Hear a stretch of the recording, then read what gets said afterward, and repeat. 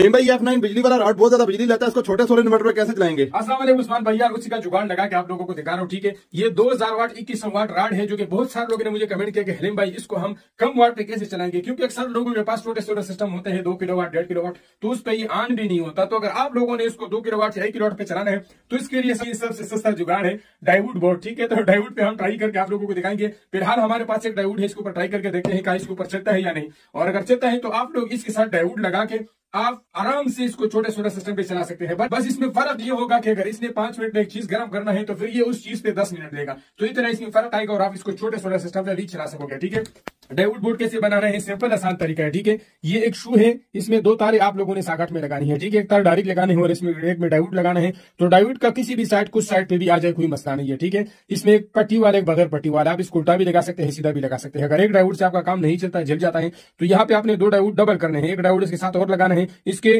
Positive तार दोनों आपस में मिलाना है और नेगेटिव आपस में मिलाना है। ठीक है, यहाँ पे जो पट्टी वाला तार है ये इसका पॉजिटिव है, दूसरा नेगेटिव है। तो यहाँ पे मैं इसको बंद कर लेता हूँ और इसको जल्दी जल्दी आप लोगों को इसके ऊपर हीटर ऑन करके दिखाता हूँ। ठीक है, इसके अलावा न्यूट्रल फेस चेक करने वाले टेस्टर भी अगर आप इसे खरीदना चाहते हैं तो इसका लिंक भी नीचे कमेंट में दे दूंगा। बहरहाल हमारा जो सिस्टम है वो तैयार हो गया है और अब हमने यहाँ पे इसमें ये शू लगा देना है और इसको हमने बिजली में लगा देना है। पहले मैं इसको आप लोगों को डिवाइस में दिखा देता हूँ कि ये इसके बगैर कितने वाट लेता है और फिर इसको लगा के भी आप लोगों को दिखाता हूँ ये कितने वाट लेता है। ठीक है, यहाँ पे अभी मैंने पावर मीटर ले लिया है। ठीक है, इसके जरिए सबसे पहले मैं आप लोगों को मीटर के हीटर का वाट दिखाता हूँ। वाटर हीटर मैंने पानी में रख लिया है और इसको मैं यहाँ पे इसमें लगा के और बिजली में लगा के आप लोगों को दिखा देता हूँ। ठीक है, दिखाएगा तो ये 2078 वाट दिखा रहा है। ठीक है, आप लोगों के सामने है। अब हमने क्या करना है कि इसमें हमने अपना डायोड वाला जो बोर्ड है उसको ऐड कर देना है। ठीक है, ये आप लोगों के सामने मैंने इसमें लगा दिया और अब जो है हम इसमें ये लगा देते हैं। ठीक है, और इसको अभी हम बिजली में लगा देते हैं।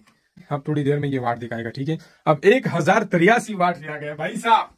तजुर्बा फिलहाल कामयाब है, लेकिन हमने इसको थोड़ी देर रखना है, हमने देखना है कि आज ये जल तो नहीं जाएगा। ठीक है, अब हमने इसमें पानी में रखना है और पानी में इसको हमने इतनी देर तक रखना है ताकि ये ऑटोमेटिक बंद हो जाए। ऑटोमेटिक बंद होने तक अगर ये जल नहीं गया तो फिर आप डायोड बोर्ड से फायदा लेके और अपना जो वाटर हीटर है इसको आप 2000 वाट वाला 1000 वाट पे आराम से चला सकते हैं। इसका काम सिर्फ ये है कि आपका जो छोटा सोलर सिस्टम है ये चलाएगा। अक्सर सियाने बीच में कमेंट करते हैं कि इससे बिजली का बिल कम नहीं होता, तो भाई ये बात कान खोल के सुन लो। इसको हमने बिजली का बिल कम करने के लिए नहीं बनाया, बल्कि छोटे सोलर पे चलाने के लिए बनाया। पहला तो आप सियाणों आप थोड़े से साइड पे हो जाओ, जिन लोगों के छोटे सोलर सिस्टम में वो आगे हो जाए। अभी यहाँ से टाइम स्टार्ट हो गया है 1 मिनट और 17 सेकंड।